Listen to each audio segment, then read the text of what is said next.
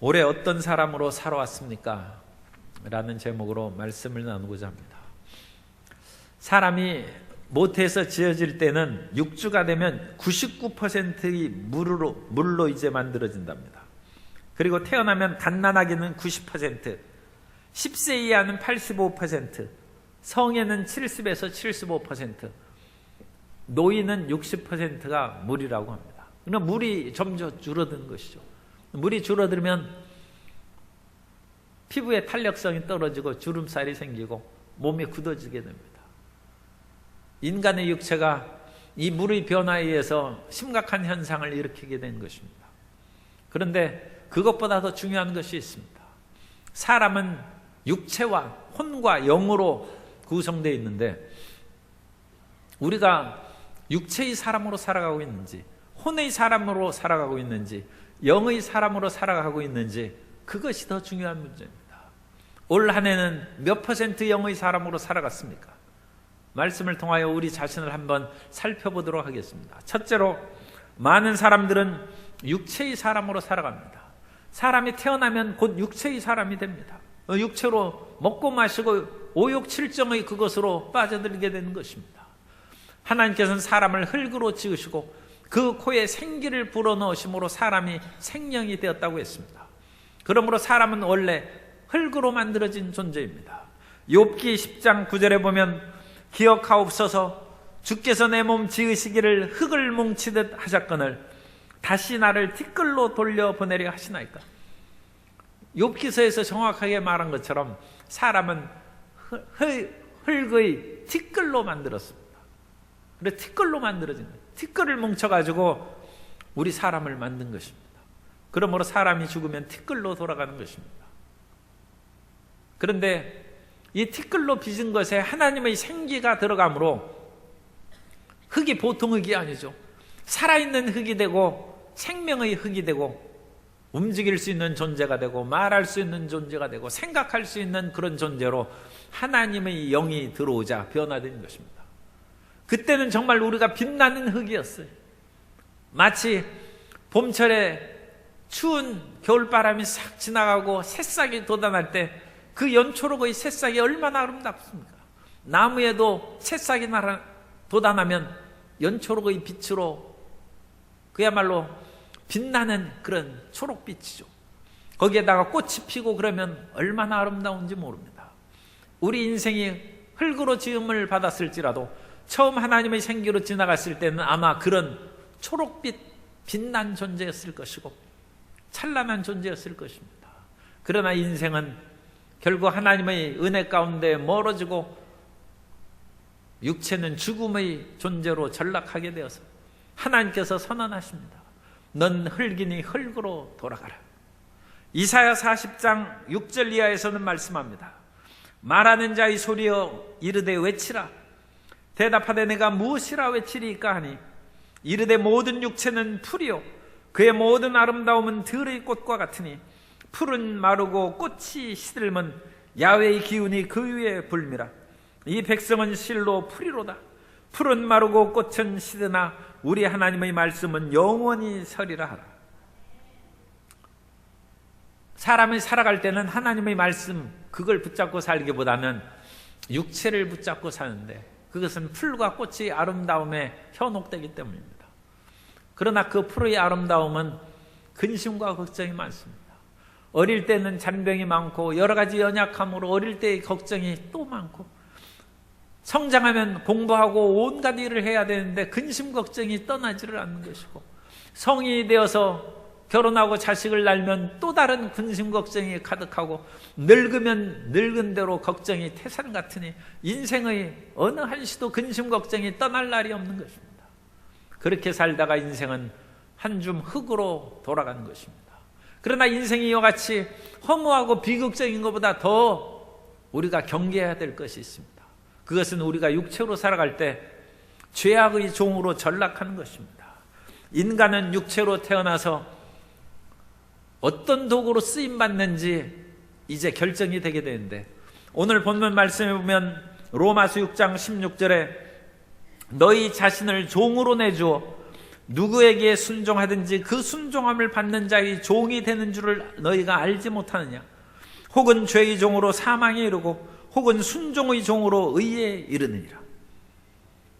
그런데 아담과 하와가 하나님께서 선악을 알게 하는 나무 열매를 먹지 말라는 명령을 어기고 육체의 욕심에 끌려서 육체의 종으로 전락해버리고 맙니다. 창세기 3장 6절에 보면 여자가 그 나무를 본즉 먹음직도 하고 보암직도 하고 지혜롭게 할 만큼 탐스럽기도 한 나무인지라 여자가 그 열매를 따먹고 자기와 함께 있는 남편에게도 주매 그도 먹은지라. 인간은 육체의 욕심에 끌려가는 것입니다. 인간에게 있어서 육신의 정욕과 안목의 정욕과 이생의 자랑으로 끌려가서 식욕과 생욕과 권력욕과 명예욕에 빠져서 한바탕 욕심으로 살아가는 육체가 되고 마는 것입니다. 그런데 그 육체의 욕심으로 살아가면 그 결과가 죄를 짓는 것이고 죄의 끝에는 사탄이 그것을 붙잡고 죄로 인하여 사람을 조종합니다. 우리 모든 사람이 죄 아래 있을 때는 사탄의 올무하에 있습니다. 디모데후서 2장 26절에 보면 그들로 깨어 마귀의 올무에서 벗어나 하나님께 사로잡힌 바 되어 그 뜻을 따르게 하실까 함이라.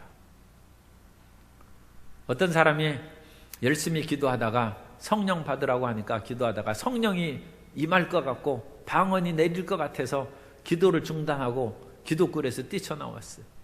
왜냐하면 하나님께 사로잡힐까 두려워서. 하나님께 사로잡힌 것이 무섭은 것보다는 이제 내 인생 내 맘대로 못 산다는 그런 생각이 들자 안 되겠다. 내가 조금 더 내 맘대로 살다가 주님 성령 받고 주님 은혜 가운데 들어가야 되겠다 해서 나왔다는 것입니다. 그런데 그것은 크게 잘못한 것입니다. 하나님께 사로잡힌 바 되어서 그 끝은 영생이라고 말씀하고 하나님은 즐거움으로 우리를 이끌어 가십니다.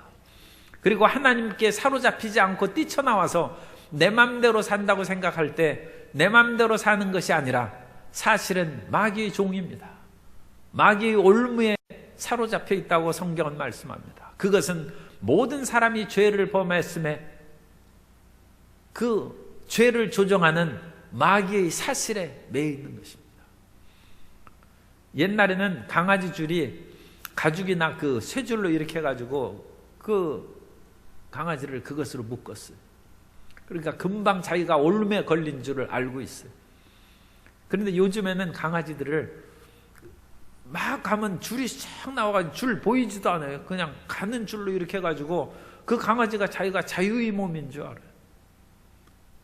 사람이 죄의 종은 있을 때는 마귀가 그런 줄로 사람을 묶어놓기 때문에 자기가 맘대로 사는 줄 압니다. 그러나 결국은 그게 마귀의 올무에 매인 존재인 것입니다. 그리고 결국은 육체로 하는 그 모든 일들은 죄악의 열매를 맺는다고 성경에 말씀합니다. 갈라디아서 5장 19절 이하에 보면 육체의 일은 분명하니 곧 음행과 더러운 것과 호색과 우상숭배와 주술과 원수 맺는 것과 분쟁과 시기와 분냄과 당짓는 것과 분열함과 이단과 투기와 술 취함과 방탕함과 또 그와 같은 것들이라. 전에 너희에게 경계한 것 같이 경계하노니 이런 일을 하는 자들은 하나님의 나라를 유업으로 받지 못할 것이요. 세상에 육체로 산 그런 사람들의 이야기가 성경에 나오는데 침례 요한의 목을 요구한 헤로디아와 살로메입니다. 헤로디아는 자기 숙부하고 결혼해서 살다가 그 숙부가 왕이 못 됐어요. 그래가지고 마음에 불만을 갖던 중에 또 다른 숙부, 헤롯 집안은 이게 형편없는 집안이니까 그런 집안도 있다 그렇게 생각하세요. 옛날 헤롯 가문에서 예수님을 그렇게 다 죽이려고 한 그 집안입니다. 그런데 그런 사람이 권력을 잡고 그 당시 2000년 전에 유대를 다스렸어요. 그런데 그 헤로디아가 자기 남편에게 불만을 갖고 있을 때 또 다른 숙부가 눈짓을 하자 그 사람하고 결혼하고 자기 전 남편하고, 그러니까 이복 형제끼리 그와 같이 헤로디아를 취한 것이죠. 침례 요한이 그것을 보니까 이게 무슨 짐승도 아니고 이렇게 살면 되나 싶어가지고 그들을 책망했어요. 그러니까 헤롯이 감히 왕이 하는 일에 함부로 얘기한다고 해서 침례 요한을 죽이려고 했는데 그 당시 로마 황제가 신중하게 살펴보는 것은 두 가지입니다. 하나는 세금 잘 내는가. 속국에서는 세금을 잘 내야 되고, 또 하나는 소요 사태가 일어나면 안 돼. 시끄러우면 안 돼. 그런데 침례 요한을 유대 백성들이 다 선지자로 여기는데, 그를 붙잡아 죽으면, 잘못하면 소요 사태가 일어나면 자기가 왕에서 쫓겨나죠. 그러니까 할 수 없이 그냥 놔두고 있는데, 헤로디아가 헤롯의 생일날 그 잔치에 참여하고, 자기 딸도, 그러니까 전 남편의 소생입니다. 딸도 있는데 그 딸 이름이 살로메입니다. 살로메가 춤을 추는데 어찌나 춤이 그야말로 멋지고 그야말로 그 헤롯의 마음에 들었는지, 헤롯이 내가 원하는 것이 무엇이냐, 무엇이든지 들어주겠다, 나라의 절반이라도 너에게 주겠다. 그러니까 살로메가 자기 엄마 헤로디아에 가서 무엇을 구할까요? 그렇게 물어보니까 헤로디아가 침례 요한의 목을 달라고 해라. 그래서 침례 요한이 죽었어요.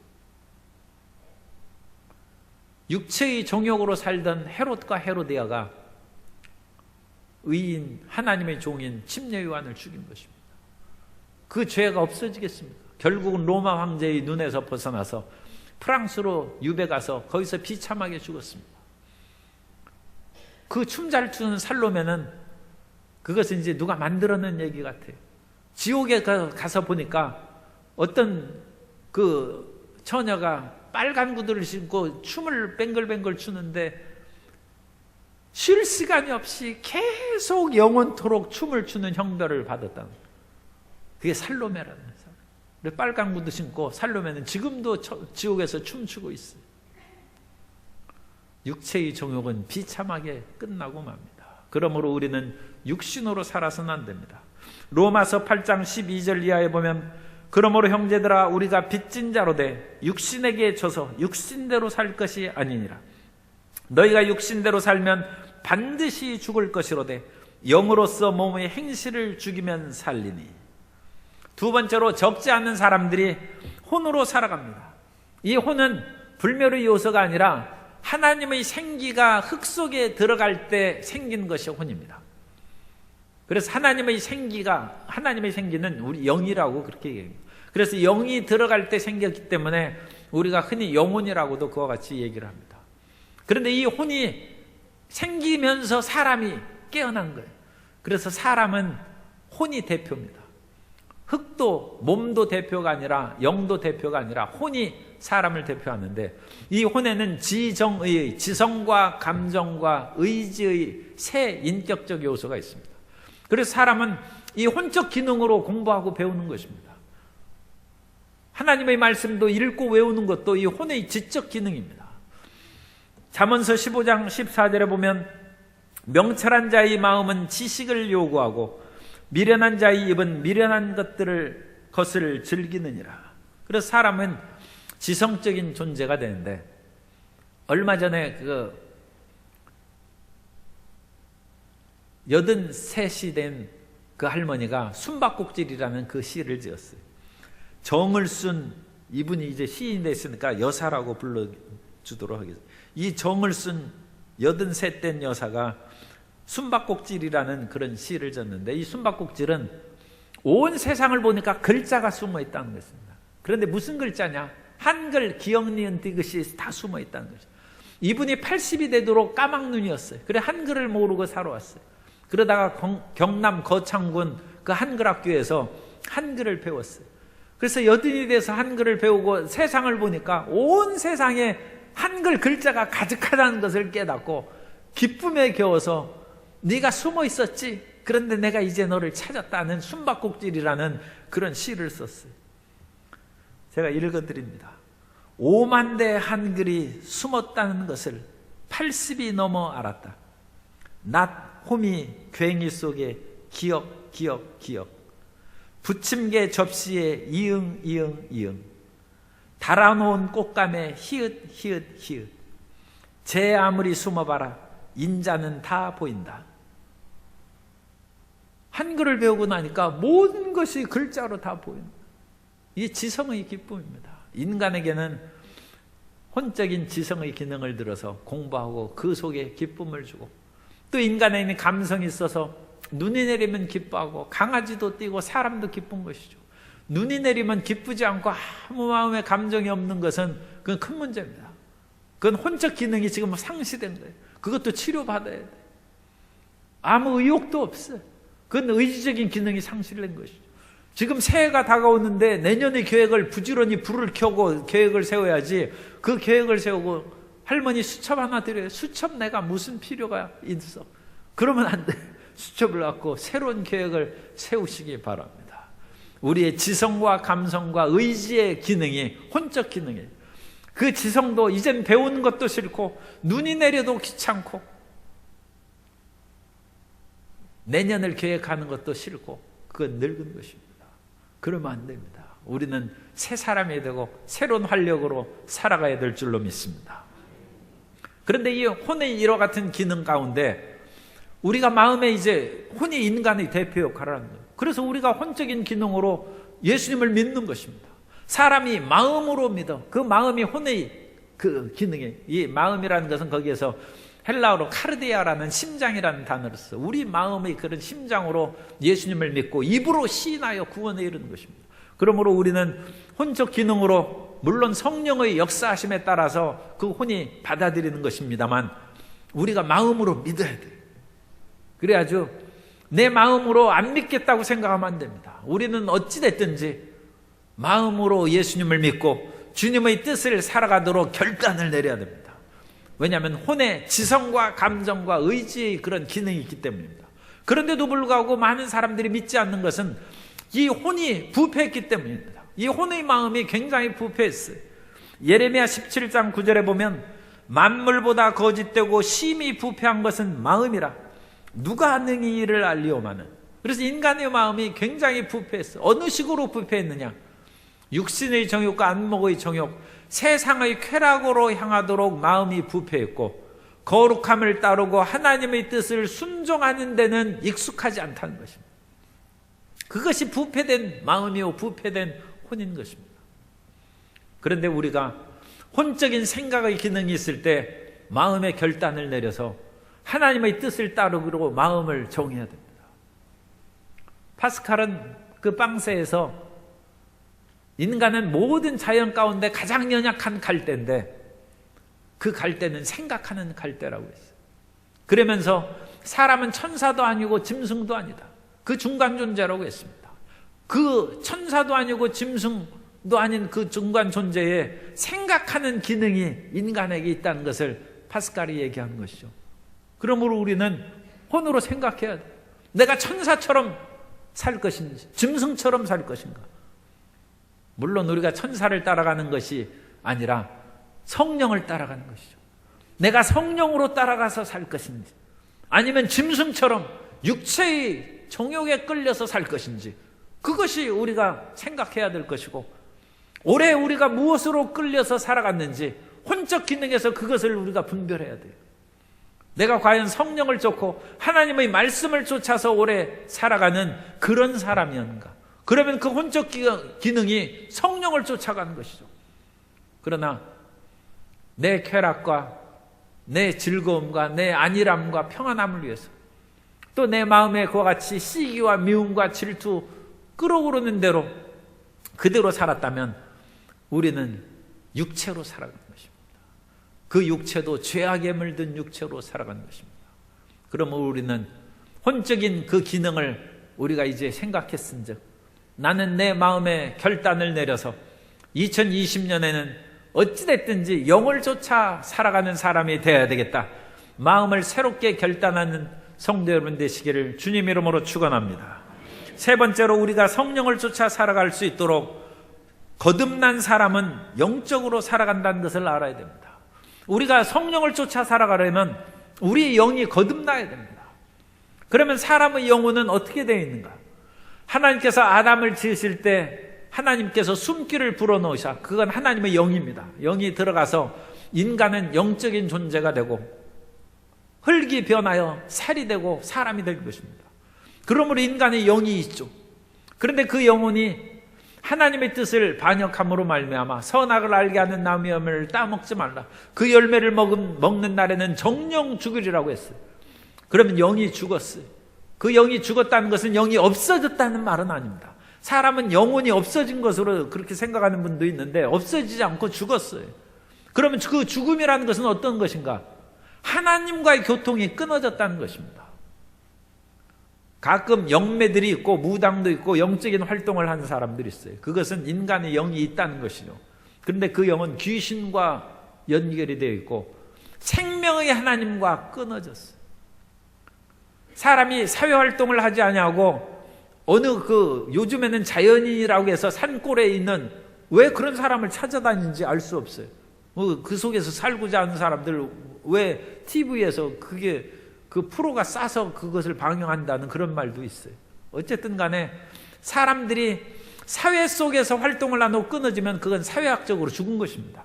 그 사람은 사회적으로 이미 죽은 사람입니다. 우리는 이 사회에서 끊임없이 숨쉬며 활동하고 사회에 기여하는 사람이 되어야 될 줄로 믿습니다. 사람이 물을 못 마시고 음식을 못 먹고 신진대사가 끊어지면 그건 생물학적으로 죽은 것이죠.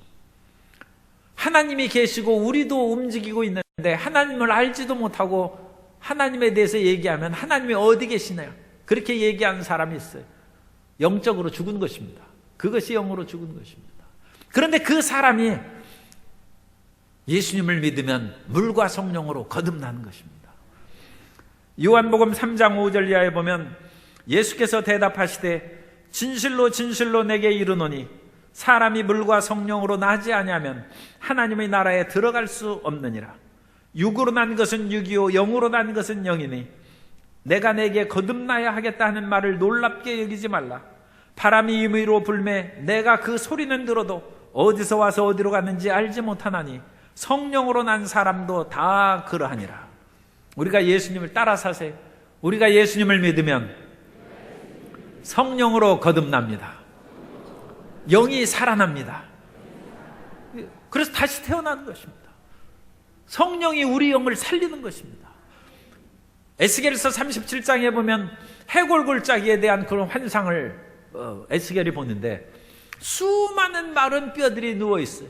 그런데 거기에서 하나님께서 에스겔 선지자에게 생기야 와서 이 뼈들의 부로 살아나게 하라. 그러니까 이 뼈들이 살이 붙고 하면서 살아나서 이스라엘이 허대한 군대가 됐습니다. 그 생긴 루아크입니다. 하나님의 영입니다. 영. 하나님의 영이 불어오자 마른 뼈들이 살아났어요. 흙으로 사람을 지으셨을 때 하나님의 영이 불어오자 하나님의 생기가 그것도 하나님의 영입니다. 불어오자 흙이 아담이 됐어요. 죽은 채로 살아가는 우리에게 예수님을 믿어서 성령이 불어오자 우리는 영으로 거듭난 사람이 된 것입니다. 성령으로 거듭난 사람이 참 크리스찬입니다. 그리고 참 크리스찬이 됐으면 이제는 성령의 음성을 따라서 성령께 순종하는 사람이 되어야 될 줄로 믿습니다. 우리가 성령으로 거듭나서 예수 믿는 사람이 되었는데도 불구하고 여전히 우리를 잡아당기는 것이 있죠. 그것이 육신의 정욕이 끊임없이 우리를 잡아당기는데 영과 혼과 육이 이와 같이 있어요. 그래서 이 혼은 영과 육의 사이에 조정 역할을 합니다.